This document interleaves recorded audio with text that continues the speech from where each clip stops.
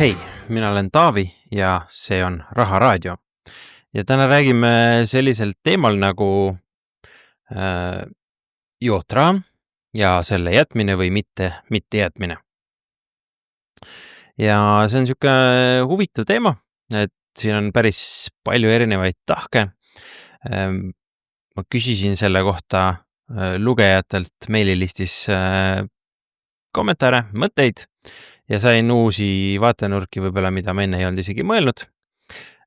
Oma seda dilemmat ma siin nagu lahendatud ei saanud, aga sain vähemalt aru, et ma ei ole ainuke, kellel see mõte on, et on siin teisi ka.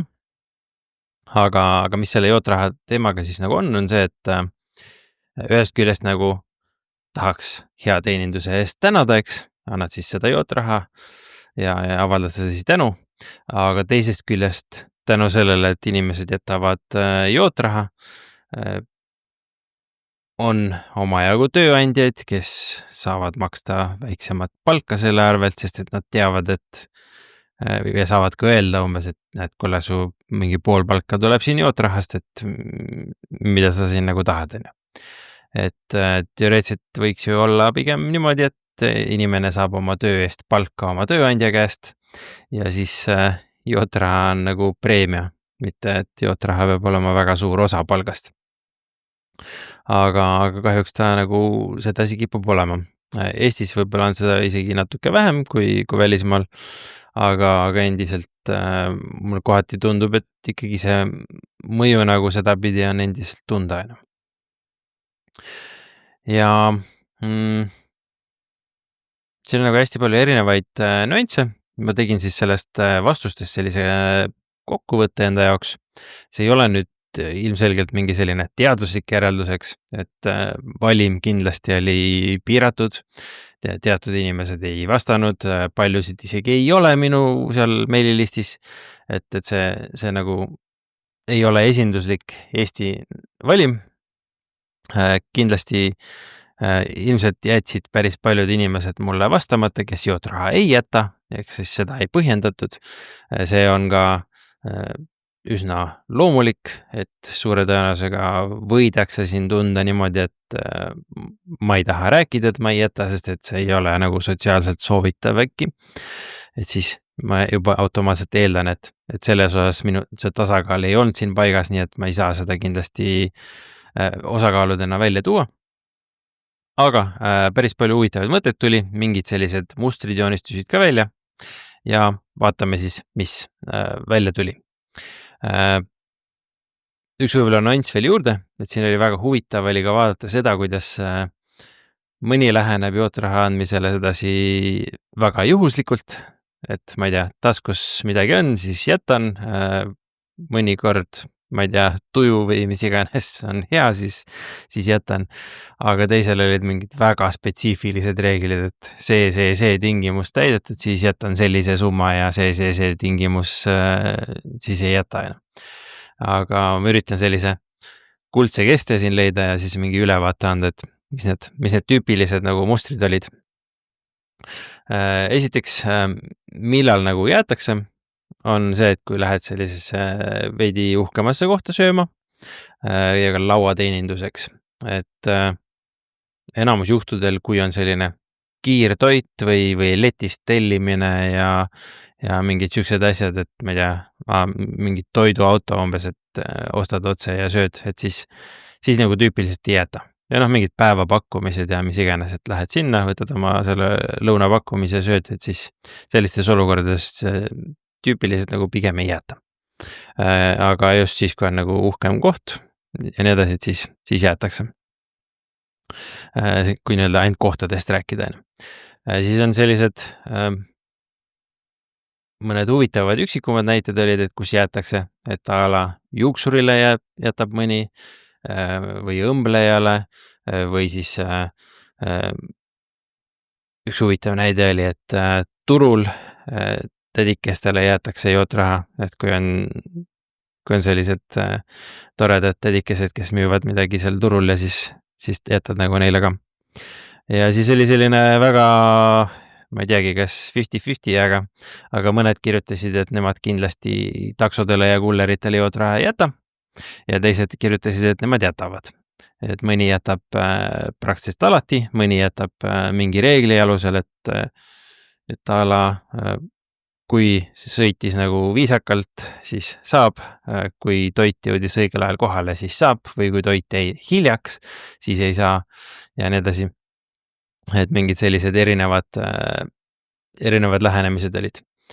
Ja huvitav oli ka see, et toodi välja sellist põhjust jootraha jätmiseks näiteks kulleritele, et kuna see palgad seal on nii väikesed, aga see teenus on nagu oluline, et ma tahaks, et see teenus on nagu alles, siis nii-öelda sotsiaalse hüvena või sellise toetusena nagu pannakse see jootraha sinna otsa, et ma tahaks ikkagi, et see toetus oleks alles, seega ma teen nii-öelda sellise üldise panuse, et teenuse püsimise nimel. Siis kui palju jäetakse jootraha? Tüüpiline selline vastus oli, et kuskil seal 5–10%. Just me räägime siis restoranidest. Siis kui on väga hea kogemus või siis mingi suurem seltskond või mingid spetsiifilised nõuded ja nii edasi, et mingid sellised erinevad kriteeriumid hakkasid siin juba välja kooruma, et siis pannakse sihuke kuni 15% tavaliselt. Et see oli selline klassikaline. Ja kui on halb teenindus, siis tavaliselt on sihuke ilma jootrahata variant, eks. Et sellist ma ei näinud, kes oleks halva teeninduse puhul öelnud, et ta just siis annab jootraha. Mõni vist annab nagu alati jootraha, et vahet pole, milline see teenindus on, aga et siis päris paljud kirjutasid ka seda, et kui on nagu halb teenindus või sihuke, noh, ma ei tea, väga nagu ei ole seda teenindust seal, et siis nagu ei saa. Et mõnikord paljudel juhtudel oli ka see välja toodud, et jootraha tuleb ainult siis, kui on nagu midagi erilist või midagi rohkemat, nagu et ei ole lihtsalt see, et tere, teie tellimus toob lauda ja kogu lugu, vaid kuidagi sõbralikum suhtumine või ma ei tea, soovitab mingit head valikut ja nii edasi, et siis nagu tuleb see jootraha siin otsa. Et tavaliselt peaks nagu natuke vaeva ka nägema, on ju.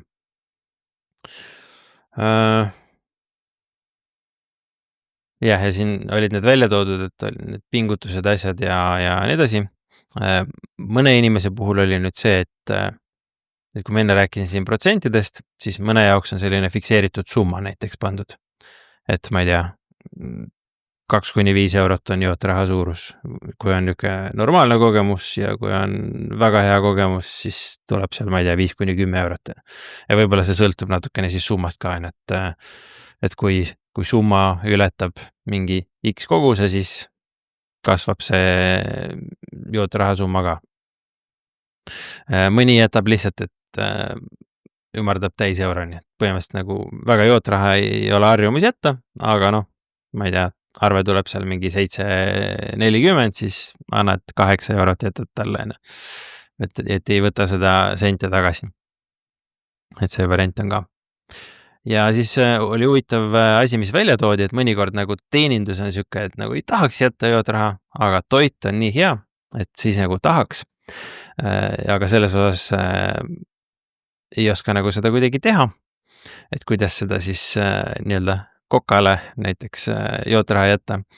Et siis kui keegi teab mingit head ideed, kuidas seda teha nii, et see ka võib-olla toimiks hästi, et siis võib välja pakkuda. Ise muud ei oskagi öelda, kui see, et küsid, et kas saaks köögile jätta jootraha. Aga noh, see on sihuke, ma ei tea, kui hästi seda kontrollida saab, et kas jootraha siis ka nüüd kohale läheb, et võib-olla see jääb ikkagi teenindajale. Võib-olla see köök ei saa seda. Või on siis mingi selline koht, kus võib-olla jagatakse ka köögiga, aga sa tahaks nagu spetsiifiliselt konkreetsele kohale anda. Samasugune dilemma oli ka siis, kui on nagu mitu teenindajat, et üks on jube hea, teine on nagu sihuke, et noh, ka siis kehv või nagu talle ei tahaks jootraha anda. Et siis on jälle sihuke natukene nagu keeruline koht tihtipeale, sest need jootrahad lähevad paljudes kohtades nagu jagamisele ja siis on jällegi sihuke natukene võib-olla ei oska teha, kuidas seda jootraha andmist peaks siis tegema. Siis tihtipeale toodi ka välja, et kui jootraha nagu ei anna, siis põhjuseks on see, et ei ole nagu sularaha, et maksad kaardiga. Ja kaardi puhul mitmed küll tõid välja, et nad jätavad jootraha kaardiga, samas ka mitmed tõid välja, et nemad tegelikult kaardiga ei taha väga jätta, sest et sellega oli, ma ei tea, kas siis neil on selle kohta infot või mitte, minu jaoks oli see natuke üllatus, ma üldiselt ei ole ka kaardiga jootraha jätnud, aga seal toodi välja mitme vastaja poolt, et tegelikult kaardiga jättes jootraha väga teenindajani ei jõua. Et sealt läheb, ma ei teagi, kellele siis see enamus läheb, kas siis tööandjale või toimub seal mingi muu loogika alusel see jagamine, aga väidetavalt, et see teenindaja väga palju sellest jootrahast ei näe. Et mina ei ole seda teinud, aga see oli minu jaoks nagu huvitav info, mida teada. Siis toodi ka natukene meelde seda, et või põhjuseid, et miks keegi jootraha jätab. Üks selline huvitav põhjendus oli see, et teised kõik jätavad, et siis on siuke natuke sotsiaalne surve, vaata, et ise võib-olla ei tahaks jätta, aga kuna kõik teised lauas nagu kogu aeg jätavad, siis natukene peab nagu ise ka. Ma ise julgustaksin, et tegelikult nagu ei pea teiste järgi käituma, eks, aga see nõuab võib-olla sellist rohkem siis läbimõtlemist, et miks sa siis ei jäta või miks sina nagu sedasi teed, et kui keegi hakkab sinuga rääkima või küsima, siis sa oskad nagu enda jaoks sedasi rahuldaval moel selle ära põhjendada ja sa ei pea nagu ennast halvasti tundma selle pärast. Et selles mõttes ma ei ütleks, et sa pead selle pärast jätma, et teised teevad, et sa võiks selle teema ikkagi enda jaoks ise läbi mõelda. Siis üks muster, mis ilmselt ei ole väga üllatus inimestele, on see, et päris paljud tõid põhjusena välja selle, et nad on ise teenindusega või teeninduses töötanud kunagi ja teavad, kui raske see töö on ja võib-olla kui ebameeldivad võivad paljud kliendid olla ja nii edasi. Et siis pluss siis see, et tead ka seda, et kui suur see positiivne mõju võib olla, kui sa saad siukse normaalse jootraha. Et selles mõttes see ei olnud üldse üllatav, aga see oli päris paljudes vastustes tuli välja. Siis samuti tuli välja ka see, et mõni oli näiteks välismaal elanud tükk aega ja sealt oli see jootraha jätmine külge jäänud, sest et seal tehti seda kogu aeg. Et siis on see siiani kaasas.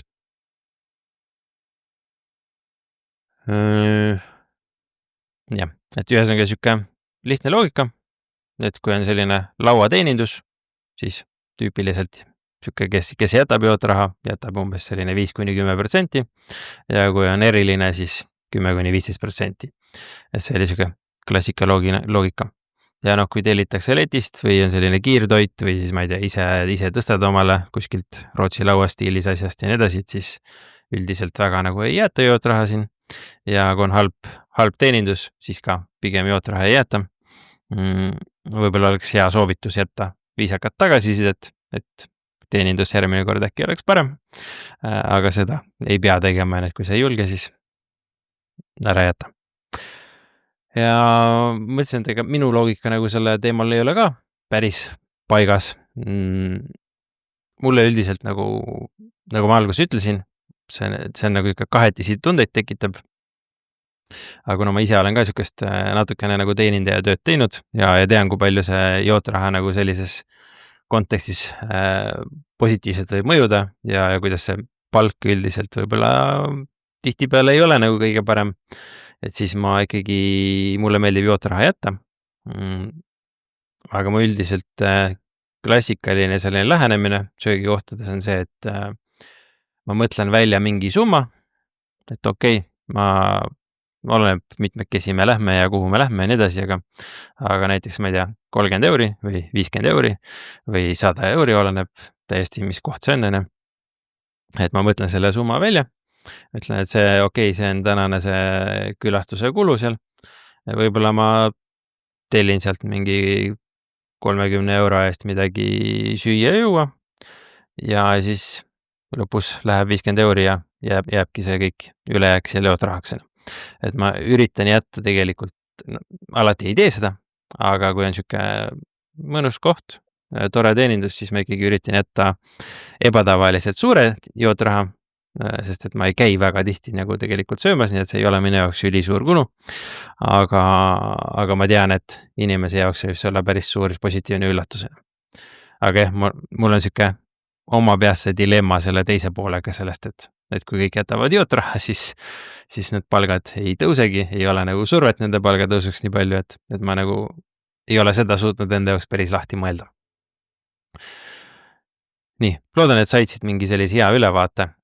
Kui sul on mingeid mõtteid selle teemaga või küsimusi, ideid, võib-olla oskad seda kaardimaksega jäetud jootraha loogikat lahti seletada ja nii edasi, siis võid julgelt mulle kirjutada, võid kuskil Rahafoorumi kanalites tulla vestlema või siis otse ja saame äkki kõik targemaks.